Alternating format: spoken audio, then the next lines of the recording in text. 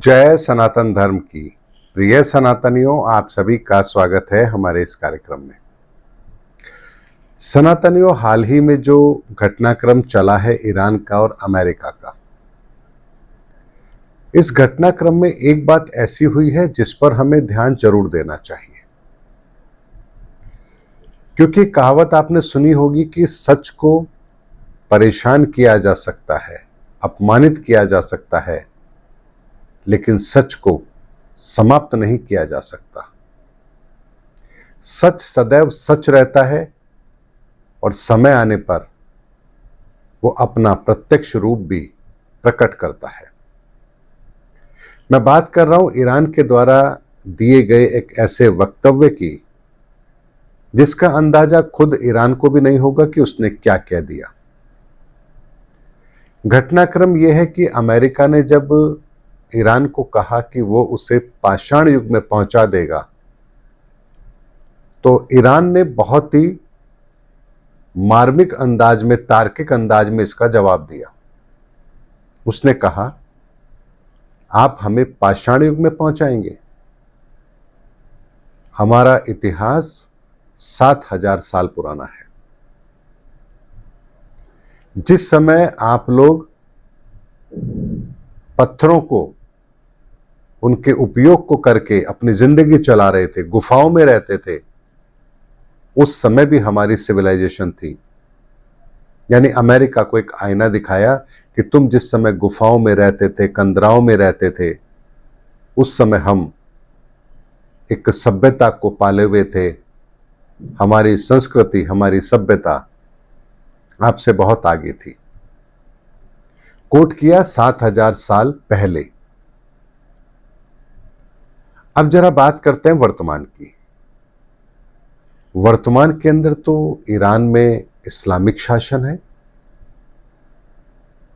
और इस्लामिक शासन की यदि बात करेंगे तो 1600 साल पहले ही तो पहली बार किसी ने ईरान के अंदर इस्लाम को स्वीकार किया। तो आज से 7,000 साल पहले वहां सभ्यता क्या थी, संस्कृति क्या थी, किस पैरामीटर पर वहां की सिविलाइजेशन चलती थी, प्रार्थना का स्वरूप क्या था, ईश्वर का स्वरूप क्या था, जरा उस इतिहास को भी तो देखना पड़ेगा। यानी जो ईरान आज अपने आप को इस्लामिक कहता है, अगर वो ये कहता है कि उसकी सिविलाइजेशन, उसकी सभ्यता 7,000 साल पुरानी है, तो उसे ये भी समझना पड़ेगा कि इस्लाम के पहले भी, यानी इस्लाम को स्वीकार करने से पहले भी वहां कोई संस्कृति थी जो इस्लाम के बारे में जानती तक नहीं थी। आखिर वो संस्कृति क्या थी? भगवान शिव को लेकर के ईरान के भीतर जो पहले की सभ्यता को मानने वाले हैं, जानकार हैं, वो तो अल्लाह को भगवान शिव का ही रूप कहते हैं। उनका यह मानना है कि भगवान शिव ही उनके अल्लाह हो सकते हैं। कई सारे वो एविडेंस देते हैं। ईरान की जो सभ्यता है, उसमें जो पुराने अवशेष हैं, उसमें बहुत सारे ऐसे एविडेंस मिलते हैं जो कहीं ना कहीं सनातन से मिलते हैं। तो ऐसे में गलती से ही सही, उकसावे में ही सही, जोश में ही सही, ईरान ने एक ऐसी बात तो कह दी है जो इस्लामिक जगत के अंदर एक भूचाल जरूर लेकर आएगी। क्योंकि 7,000 साल पहले के इतिहास में अगर आप जाएंगे तो इस पूरी धरती पर केवल और केवल एक ही धर्म फॉलो होता था, और वो था सनातन। सनातन सदा से इस संसार में फॉलो होता रहा है। इस संसार में ऐसी कभी कोई स्थिति बनी ही नहीं जहां किसी ने सनातन को फॉलो ना किया हो, क्योंकि सनातन तो इस धरती का, इस ब्रह्मांड का नियम है। और जो नियम है वो किसी चीज के साथ जुड़ा ना हो, उसके अस्तित्व के साथ जुड़ा ना हो, ये कैसे संभव है? अगर नियम है तो उस चीज का अस्तित्व है, अगर वो नियम नहीं तो उस चीज का अस्तित्व कैसे हो सकता है?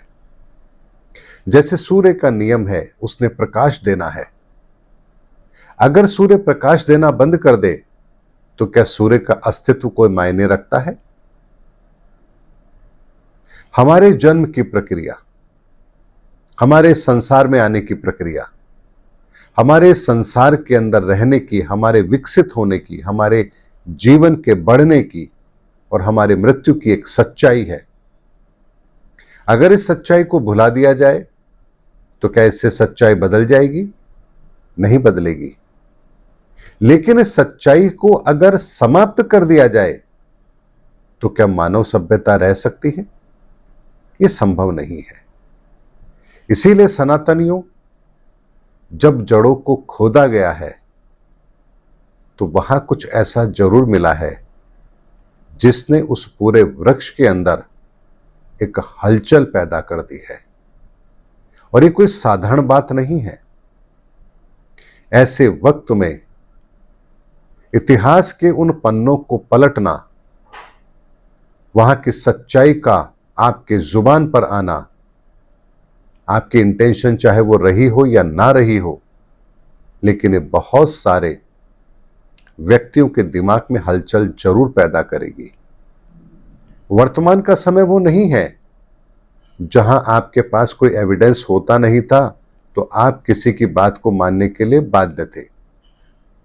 आज अगर कोई व्यक्ति कोई बात कह रहा है तो आपके पास कई तरह के साधन है उस बात की सत्यता को जांचने के लिए। ऐसे में कोई भी आपको गलत एविडेंस देकर के अपनी बात नहीं समझा सकता, ना ही कह सकता है। आप तुरंत पकड़ लेंगे, आप समझ जाएंगे कौन सही कह रहा है, कौन गलत कह रहा है। लेकिन अगर ये बात कही गई है, 7000 साल के इतिहास के पन्नों को अगर पलटा गया है, तो ध्यान रखिए भगवान श्री कृष्ण का समय तो लगभग 5000 साल का है। यानी उस समय भी इस धरा पर ईरान का यदि अस्तित्व था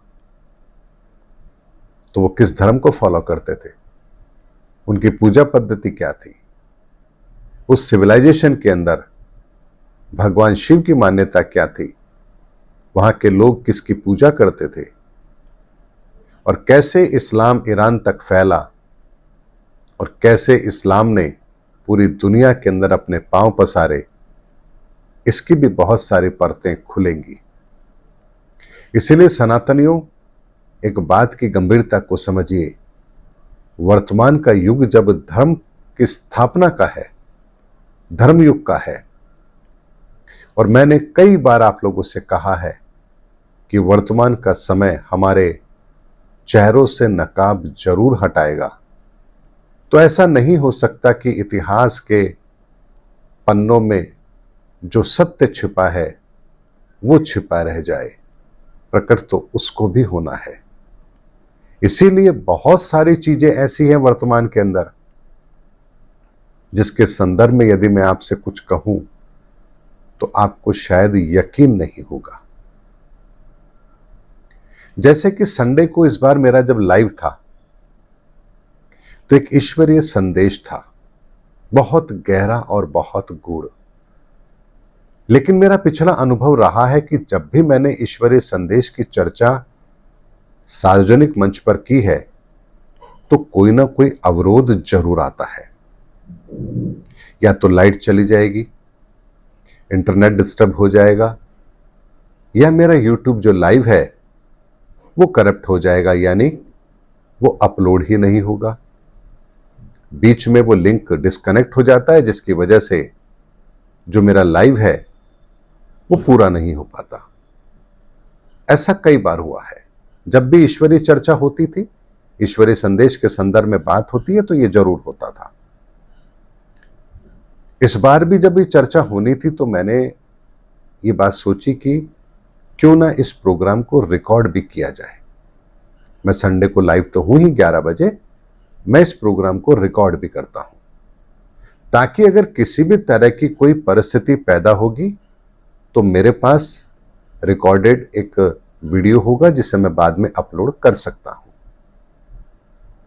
यहां तक कि कई बार तो ऐसा होता है कि साउंड ही गायब हो जाती है, साउंड बहुत कम हो जाती है, जबकि हर वीडियो के अंदर मैं वही साउंड यूज करता हूं, वही इंस्ट्रूमेंट यूज करता हूं, सब जगह परफेक्ट रहती है। लेकिन जब कोई ऐसी बात होती है, ईश्वरीय चर्चा होती है, तभी व्यवधान जरूर आते हैं। यानी नकारात्मक शक्तियां भी अपना प्रहार करती हैं कि इस धरा पर जो सत्य रखा जा रहा है उसे ना रखा जाए, क्योंकि सत्य रखना अर्थात सकारात्मकता का उदय नकारात्मकता का अंत होता है। तो जानते हैं इस बार क्या हुआ? पूरा लाइव हुआ, मैंने वीडियो रिकॉर्ड भी किया। पूरा लाइव होने के बाद जब मैंने उसे YouTube पर उसे पूरा अपलोड कर दिया, यानी कि जब वो पूरा हो जाता है लाइव, उसके बाद हम उस प्रोग्राम को एंड कर देते हैं। उसके बाद प्रोग्राम ऑटोमेटिक हमारे YouTube स्टूडियो पर शो होता है, जिसमें हम थंबनेल चेंज कर सकते हैं, नीचे डिस्क्रिप्शन में कुछ लिख सकते हैं, या किसी को हम शेयर करना चाहें तो शेयर कर सकते हैं। उसे हम बाद में प्राइवेट भी कर सकते हैं, अनलिस्टेड भी कर सकते हैं, या उसे डिलीट भी कर सकते हैं। लेकिन जानते हैं इस बार क्या हुआ? जैसे ही 11:44 पर मैंने वो लाइव खत्म किया, उसके बाद मेरे YouTube स्टूडियो में वो लाइव है ही नहीं। यानी मैंने खूब देख लिया, अच्छी तरह से रिफ्रेश कर लिया, YouTube स्टूडियो को अनइंस्टॉल करके दोबारा इंस्टॉल कर लिया, लॉग आउट करके लॉगिन कर लिया, हर तरीके का जो प्रयास कर सकता था मैंने कर लिया, लेकिन मेरे YouTube स्टूडियो में वो वीडियो है ही नहीं। पब्लिक के अंदर है, वहां वो सर्कुलेट हुआ है जो हुआ है, लेकिन वो मेरे YouTube स्टूडियो में नहीं है। अब आप सोचिए, मेरा प्रोग्राम है, मैंने लाइव किया है, आप उसको देख पा रहे हैं, आज भी देख पा रहे हैं, लेकिन मेरे YouTube स्टूडियो में उसका कोई लिंक है ही नहीं। यानी ना मैं उसके अंदर डिस्क्रिप्शन में कुछ लिख सकता हूं, ना ही मेरे स्टूडियो से किसी को फॉरवर्ड कर सकता हूं, ना ही वहां से वो डिलीट हो सकता है, क्योंकि जब दिख ही नहीं रहा है तो उस पे हम कुछ एडिट कर कैसे सकते हैं। और इतना पुराना मेरा चैनल है, आज तक ऐसा कभी भी हुआ ही नहीं है।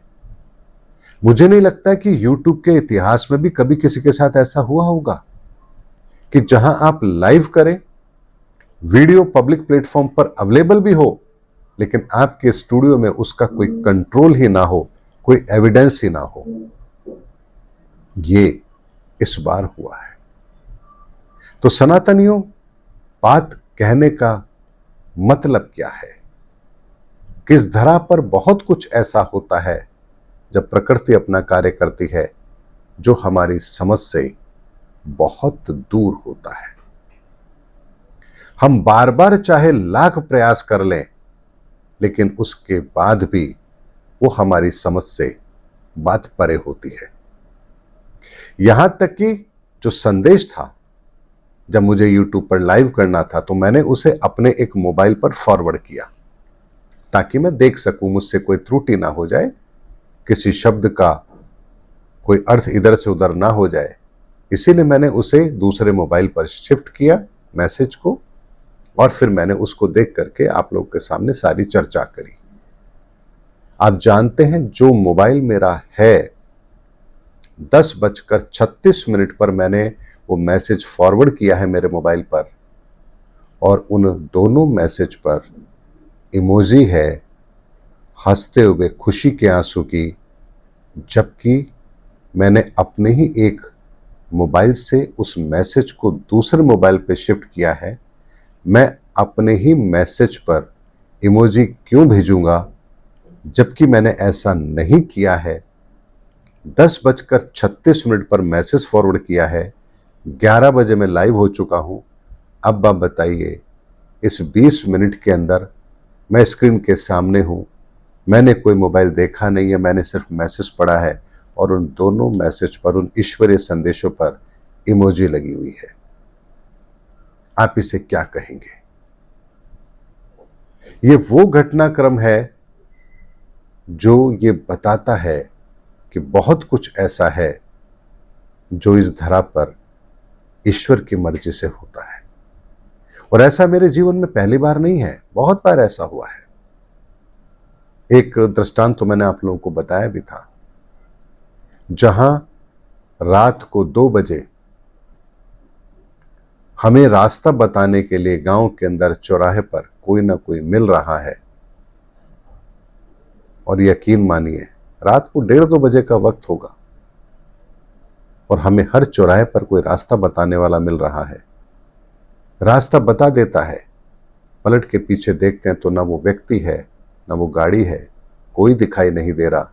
और ऐसा एक बार नहीं, 4-4 बार हुआ है, क्योंकि हर चौराहे पर जहां हमें कन्फ्यूजन होता, हमें कोई ना कोई रास्ता बताने वाला रात को गांव के अंदर वीराने में कोई जरूर मिलता। इसीलिए सनातनियों, वर्तमान का समय सत्य की स्थापना का है और सत्य की स्थापना में कोई भी अवरोध पैदा कर ही नहीं सकता। क्यों नहीं कर सकता? क्योंकि सकल ब्रह्मांड 5 तत्व, 7 ऊर्जा और 9 आयाम से बना है। और ये सारी की सारी ऊर्जाएं जिस अंश में समाहित है, उसे कहते हैं परम अंश, अर्थात परम आत्मा। यानी परमात्मा के अंश में इस ब्रह्मांड के सारे तत्व समाहित हैं। तो जो सारे तत्व जहां से निकले हैं, उस परम शक्ति के सामने किसी तत्व को परिवर्तित कर देना, उसकी अवस्था को परिवर्तित कर देना, नई रचना का सृजन कर देना, क्या ये असंभव है? बिल्कुल भी नहीं।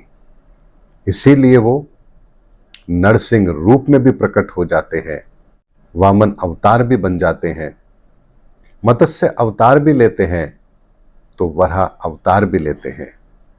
ये वो प्रत्यक्ष उदाहरण है जो ये बताने के लिए पर्याप्त है कि जब जब इस धरा पर धर्म स्थापना का कार्य हुआ है, ईश्वर ने अपना कोई ना कोई नया रूप जरूर धरा है और इस ईश्वरीय कार्य को उन्होंने इस धरा के लिए पूर्ण जरूर किया है। और वर्तमान का समय भी ऐसा ही चल रहा है, जहां एक बहुत बड़ा ईश्वरीय कार्य इस धरा के लिए होने वाला है। उम्मीद करता हूं सनातनियों, आज का वीडियो आपको ये समझाने के लिए पर्याप्त है कि हमारी एक सीमा है, लेकिन उस ईश्वर की कोई सीमा नहीं है। वो सीमा से परे है, वो काल से परे है और वो जो चाहे वो कर सकता है। मिलेंगे अगले वीडियो के अंदर, तब तक के लिए आप सभी को जय सनातन धर्म की, जय धर्मयुग की, जय सनातन विश्व।